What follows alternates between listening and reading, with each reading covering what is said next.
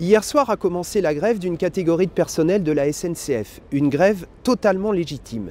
Et vous avez certainement vu que depuis quelques jours, c'est un véritable acharnement, un véritable déchaînement contre les grévistes et contre les cheminots. Le Premier ministre Gabriel Attal a par exemple déclaré « Certes, la grève est un droit, mais travailler est un devoir ».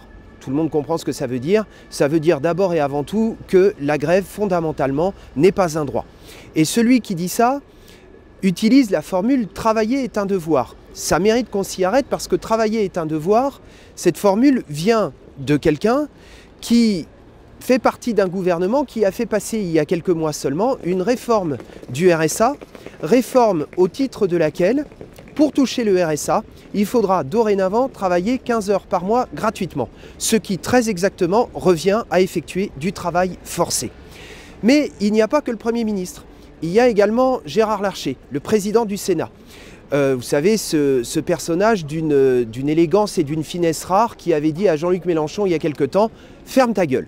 Eh bien, Gérard Larcher, il a dit la chose suivante, il a dit « la grève devrait être l'arme ultime ». Ça veut dire très concrètement que le pouvoir politique, que le gouvernement, que les institutions s'arrogent le droit de dire à partir de quel moment la grève est légitime.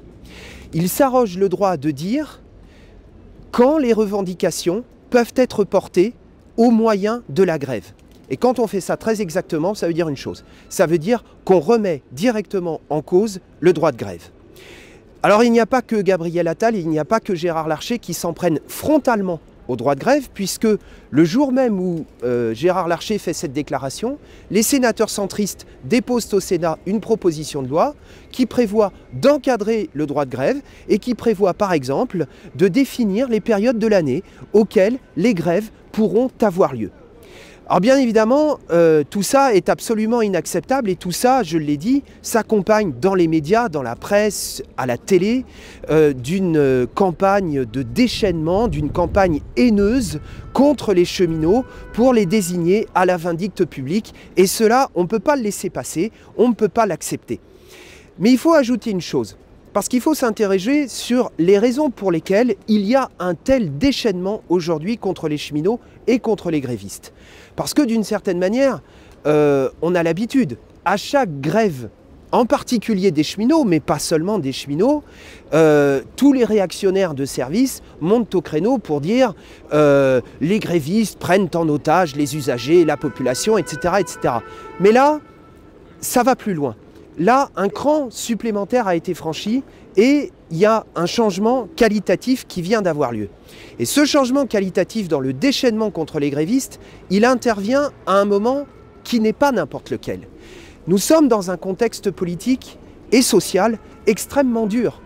J'attire votre attention sur le fait qu'il y a quelques jours seulement, le ministre de l'Intérieur Gérald Darmanin, le même qui est l'auteur de la loi raciste Darmanin, qui désigne les immigrés, qui désigne une partie de la population française comme bouc émissaire, le même était à Mayotte pour annoncer une remise en cause à Mayotte du droit du sol. Première chose. Tout cela intervient quelques jours après l'intervention et le discours de politique générale de Gabriel Attal à l'Assemblée nationale. Le contenu de ce discours de politique générale, c'est un programme de guerre. Un programme de massacre social contre l'ensemble des conquêtes sociales des travailleurs de ce pays. C'est à ce moment-là que cela intervient. Donc cette campagne de déchaînement médiatique, de déchaînement politique contre les grévistes, elle a une signification. La signification qu'elle a, à mon avis, c'est la suivante.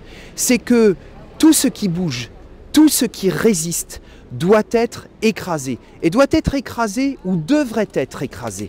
Et devrait être écrasé pourquoi?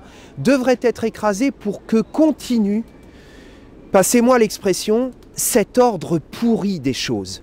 Parce que hier, au moment même où la campagne de déchaînement contre les cheminots battait son plein, on apprenait que les grands groupes du CAC 40 venaient d'enregistrer 120 milliards d'euros de bénéfices. Eh bien, pour que ces rentiers propriétaires des grands groupes du CAC 40 puissent continuer à engranger des bénéfices faramineux, eh bien tout ce qui résiste devrait être écrasé. C'est ça la signification de la campagne de déchaînement tous azimuts contre les cheminots. Et face à ça, eh bien, nous disons pour notre part une chose très simple. La grève des cheminots est totalement légitime. Nous la soutenons inconditionnellement. Et non seulement cette grève est légitime, mais les responsables, les vrais responsables, sont au gouvernement. Et oui, c'est eux qu'il faut combattre. Et ils peuvent compter sur nous pour les combattre.